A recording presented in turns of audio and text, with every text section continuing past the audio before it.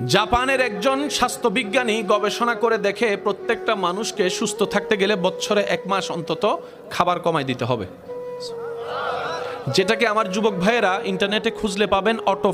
Autophagy নামে search দিলে আপনারা পেয়ে যাবেন।